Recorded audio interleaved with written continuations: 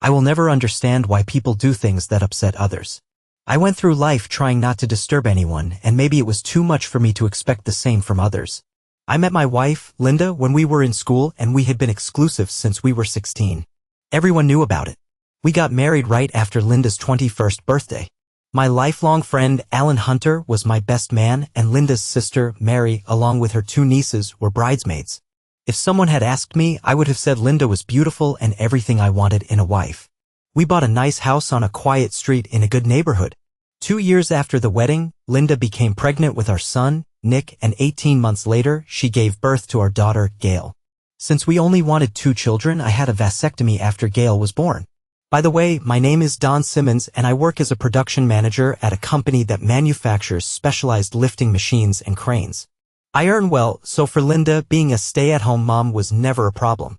That was the case until a few years later when a problem arose. Linda was still a very attractive woman. Her C-cup breasts and shapely rear still turned me on, though it's a shame they did the same for someone else. I thought life was perfect, or at least as perfect as it could be. The kids behaved well, and we enjoyed a good social life. Once a month, my parents would take the kids so Linda and I could have a date night. We usually went out to dinner, followed by a few hours at a club, and when we returned home, we always made love. My so-called perfect life fell apart on a Wednesday afternoon. I had been at the dentist and decided to go home right after. It was a quiet day at work, so I figured no one would miss me for the rest of the day. I walked into the house and froze in place. The noise I heard upstairs hinted that Linda was either having fun with a toy or she had a man up there. I quietly sneaked upstairs, deciding that if she was alone, missing out on afternoon sex would be foolish. Apparently, Linda had the same idea. I peeked through the door of our bedroom and saw my so-called friend, Alan Carter, having sex with her. Losing my mind, I stormed into the room. "You bastard!" I yelled. I threw a punch that landed on Alan's jaw. He cried out in pain and fell off the bed. Linda screamed and frantically covered herself. I snapped, turning my attention back to that scumbag, grabbing him by the hair. I pulled him toward me and punched him several times in the face and stomach, finishing with a final blow to the groin. "Get out of my house, you bastard." As soon as he had his clothes on, I dragged him to the door and threw him out, then stormed back upstairs. "How long?" I yelled at Linda. She trembled and said nothing. "How long have you been sleeping with that snake?" I asked again. Linda stared at me with tears in her eyes. "About 2 months. I didn't want this, Dawn. It just happened." "Yeah, sure. Clean yourself up and get this place in order before the kids get home." "I'm leaving for a bit, but I'll be back at the usual time," I said sarcastically before heading downstairs and walking out of the house. I parked the car in a local parking lot and went for a walk to clear my head. Until today, I was sure that Linda loved me as much as I loved her. I had no idea she was sleeping with my so-called best friend. Nothing at home had changed. There was nothing that would have raised my suspicions. I decided that I couldn't let this go unnoticed. Some mistakes I could forgive, but not this one. I chose not to say anything to Linda except that I needed time to think. That evening, she tried to apologize, but I ignored her and fell asleep on the couch. The next day, I called work and took the rest of the week off. Thankfully, no one asked why. My lawyer tried to talk me out of filing for divorce, saying I wouldn't come out of it too well. I told him it was my decision and to file against Linda as soon as possible. My next stop was the bank. I transferred most of our savings to an account Linda couldn't access. As far as I'm concerned, she doesn't deserve to get any money from me. When I returned home, Linda tried to talk to me, but I raised my hand to stop her. "I'm not interested in your pathetic excuses, Linda. Leave me alone." As Linda left, she started crying. I locked myself in my home office so I wouldn't have to see her. When the kids came home from school, I went downstairs to greet them, and they were both happy that I was home early. Linda was talking on her cell phone while I chatted with the kids. Gail is 9, and I don't think she understands what's going on. Nick, on the other hand, was watching Linda and me closely, and from his expression, I could tell he knew something was wrong. When Linda noticed me watching her, she ended the call and came over to talk to the kids. There's never a good time to make an announcement like mine, but I decided to do it now. I told the kids that their mom and dad didn't love each other anymore. I reassured them that I would still be around and see them as often as I could. The look on Linda's face was one of shock.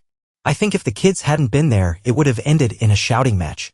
Nick sat quietly, staring at the floor, while Gail climbed onto my lap and held me tightly, crying her heart out. I looked at Linda with a gaze that said, "This is all your fault." Linda turned and went into the kitchen, and I could hear her quietly crying. Later that night, after the kids were asleep, Linda tried to talk to me. "Please, Dawn, can we discuss this?" "No, we can't," I replied before heading to my home office. I spent the entire night sleeping in my office chair just to avoid listening to Linda's whining. The next morning, when Linda took the kids to school, she said she was going to her parents' house, but I didn't care since I was planning to find a new place to live. Luckily, there was an apartment about a mile from home, so I rented it and returned to start packing my things. By the time Linda came back from her parents' house, I had already packed almost all my clothes. "So, you're leaving?" "Yes. I told you I'm leaving, and nothing you can say or do will change my decision." "Would it help if Alan talked to you and apologized?" "No, it wouldn't help. In fact, you can tell that damn snake to stay far away from me. If I see him again, I'll most likely finish what I started the other day." Linda turned away and started crying, to hell with her tears. It was her fault anyway. While I was loading my things into the car, a man approached the house and called out to Linda. "Mrs. Linda Simmons?" he asked. "Yes, I'm Linda Simmons. You've been served." He handed Linda the envelope and quietly walked away. "Please, Dawn, please don't do this to our family." "I'm not the one who did this to our family, Linda." "You did."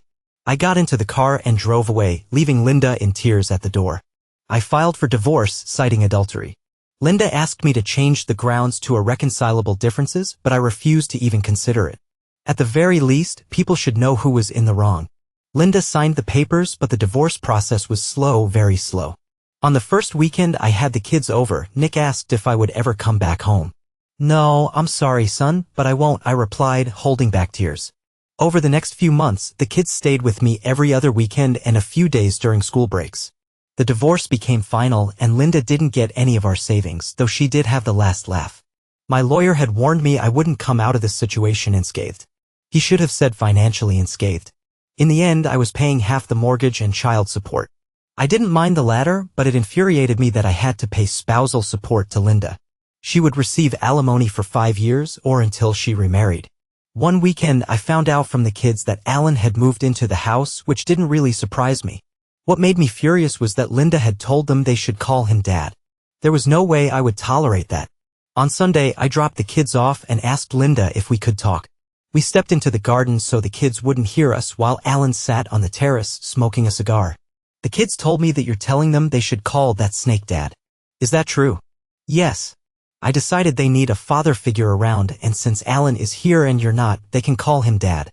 "Like hell they can. They are my children, and I won't let them call that scumbag Dad." Alan stood up as if he was about to start something. "Sit down, idiot. Unless you want to get another beating," I warned. Linda just stared at me, her arms crossed in front of her. "I'm serious, Linda. You should not let the kids call that creature Dad. I'll agree to them calling him Uncle Alan, but nothing more. When they're old enough, they can call him any damn name they want. And just to put things in perspective, now that you and that bastard are living here, I'm reducing my mortgage payments by 1/3. He can cover the difference." I left them both in stunned silence. After that conversation, things between Linda and me got so bad that I stopped entering the house when picking up or dropping off the kids on weekends. Work started going well, and I got a promotion with a substantial salary increase. I didn't tell Linda or the kids, fearing she might demand more money. As it turned out, I needn't have worried. The next time I picked up the kids, Linda asked if she could talk to me. Reluctantly, I agreed, and we ended up in the garden again. "Dawn, I thought you should know. Alan asked me to marry him." I didn't respond. I just shrugged and walked away smiling. Those idiots clearly forgot that if Linda got married, my spousal support payments would stop. The Monday after their wedding, I canceled the direct deposit. When Linda asked where her money was that month, I replied, "You got married, Linda," which released me from the obligation to make monthly payments. I hung up the phone smiling. Just before I did, I heard Linda mutter the word, "Damn." In a way, I was still angry as I was still paying 1/3 of the mortgage, though I had agreed to it so the kids would have a roof over their heads. Thanks to the raise and the money I saved by not paying Linda, I got a mortgage and bought myself a house. The kids liked the house even though it needed a lot of work. Nick was 14 and fully understood why Linda and I divorced. I think Gail knew too, but she didn't talk about it. With the kids' help, I tackled the garden. The grass in the backyard was so tall I half expected to find an undiscovered tribe camping in it. The kids had their own rooms and I let them choose the colors within reason, of course. One day, Linda asked if I could take the kids for the following weekend too, as she and Alan apparently needed some alone time.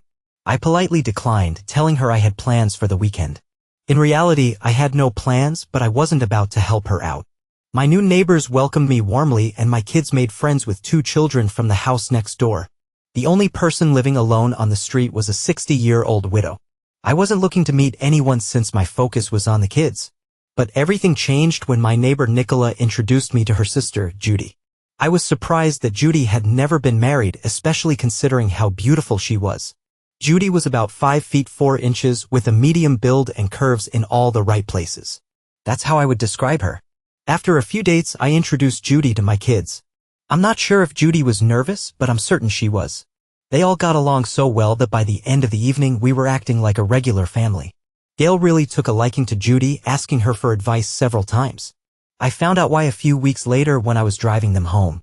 Linda and Alan weren't getting along. I guess marriage is different from casual sex. Linda had started drinking heavily at home while Alan spent most evenings out at pubs and bars. Things got so bad that one evening, Gail called and asked if I could come over and help. Linda was drunk and in bad shape. I helped Gail get Linda upstairs. Gail undressed her mother and put her to bed. Alan was nowhere to be seen the whole time. The 3 of us had just sat down when there was a knock at the door. I opened it and saw 2 police officers. "How can I help you, officers?" "We're looking for Mrs. Carter." "Sorry, she's upstairs in bed. I doubt I'll be able to wake her tonight. I'm her ex-husband. Is there anything I can help with?"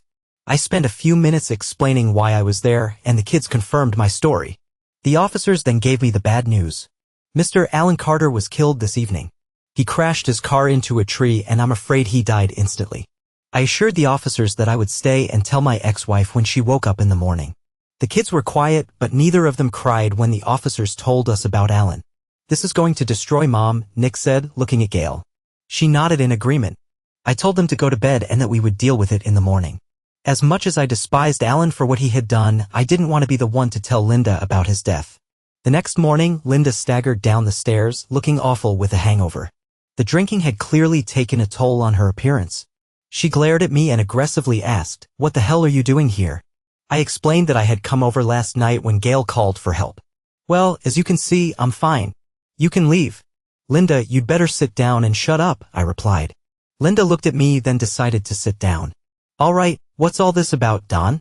I don't have time for games." "No games, Linda.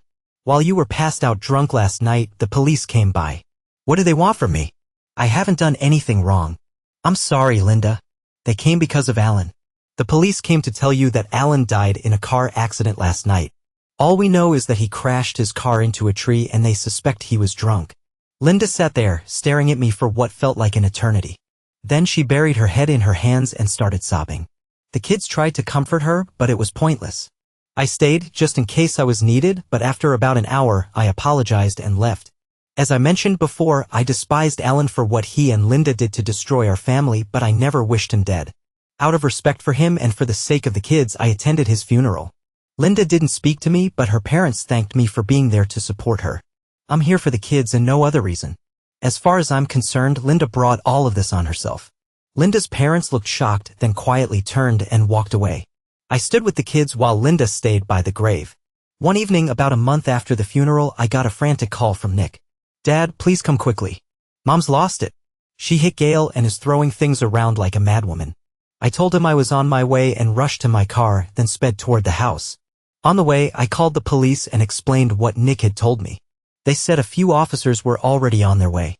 I arrived at the house just before the police and ran inside, leaving the door open. The house looked like a war zone. Linda was completely drunk and throwing things around. "You bastard. This is all your damn fault," she screamed at me as something flew past my head. I dodged whatever was being thrown and rushed over to Gail, who was lying on the floor.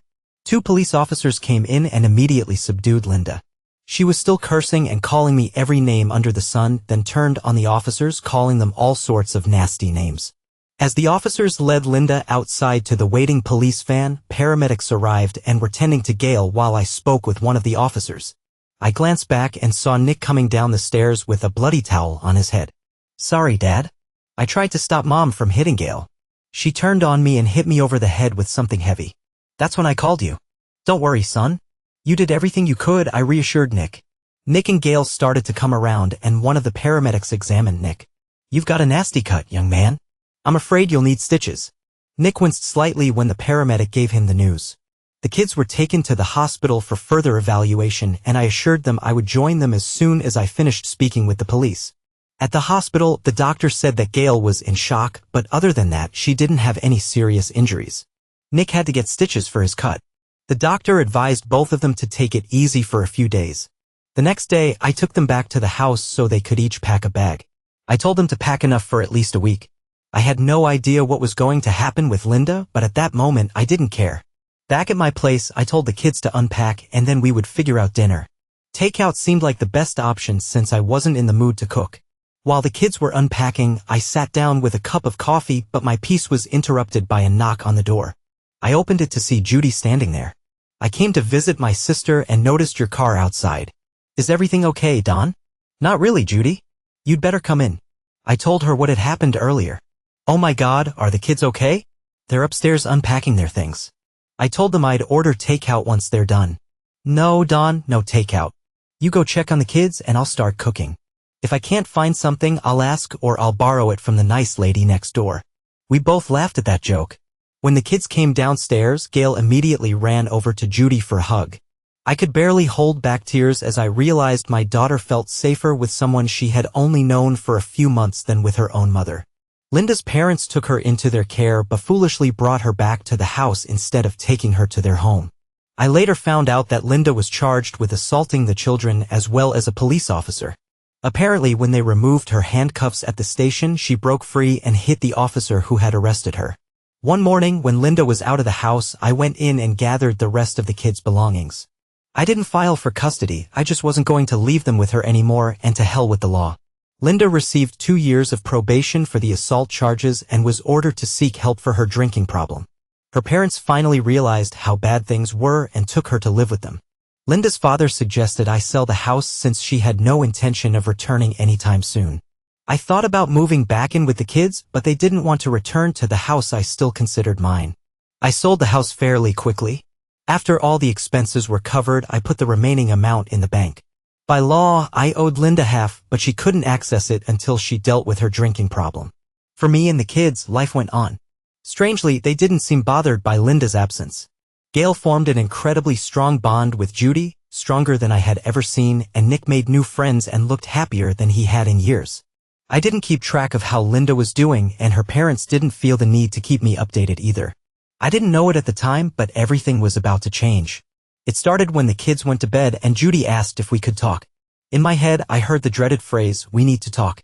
Of course, Judy, what's on your mind? I want to talk about us. By us, I mean me, you, and the kids. I just stared at her and nodded.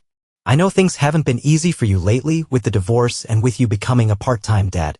What I'm trying to say is I really admire you for being such a strong person, and that admiration has grown into love. I love you, Dawn. I just need to know if you feel anything for me. Wow. For a few moments I was stunned. I saw Judy looking at me waiting for an answer. Judy, I really do love you. I guess with everything going on, I just haven't told you. You've helped me so much over the last few months, and I know I wouldn't have managed as well as we have without you. So yes, I love you, and please don't think I'm saying this lightly. I'm sorry if I haven't shown you how much you mean to me. Dawn, I knew you loved me. I just needed to hear you say it, you big fool. Not telling me you loved me is one of the few things you've missed lately. Do you know that Gail has started her period? Oh my God. No, I didn't know. When did it start? She came to me a few weeks before the incident with Linda. Girls these days know more than I did at her age, but she was still worried. One day she even called me Mom, and I don't think she realized she did it. Maybe that's because you've been more of a mother to her lately. Honestly, I hadn't known or noticed anything. I wasn't surprised that Gail went to Judy about her period. No girl would want to discuss that with her dad. I sat down and smiled at Judy, and she looked at me in confusion. Judy, I want to ask you something, and please be honest with me. If I asked you to marry me, would you want to have more children in the future? Judy sat down and smiled. If you ask me to marry you, my answer will be yes. As for children, the answer is no. And now it's my turn to be honest. I've known for many years that I can't have children. That probably explains why I'm still unmarried. As soon as a guy finds out I can't have kids, he finds an excuse to leave. I've come to love your children as if they were my own. They're wonderful, and that's because of you. Judy joined me on the couch and we hugged and started kissing. It didn't take long before we went upstairs to bed. We both agreed not to tell the kids about our conversation. I told Judy I wanted to talk to them alone first. That was a little white lie. The next day, I left work early and headed to a local jewelry store. After explaining to the saleswoman that I wanted a ring and giving her an idea of the size, I started browsing. Not wanting to rush things, I decided to head home at my usual time, but due to traffic issues, I ended up arriving 10 minutes later than usual. While I would typically change before dinner, I sat down to eat in my suit. When we finished eating, I stood up and Judy and the kids probably assumed I was going to change clothes. Judy was just about to stand up and start clearing the table when I dropped to one knee, holding an open ring box in front of me. "Judy, will you do me the honor of becoming my wife?" "Finally. Thank God. I didn't think you'd ever figure it out, Dad," Nick said with a smile.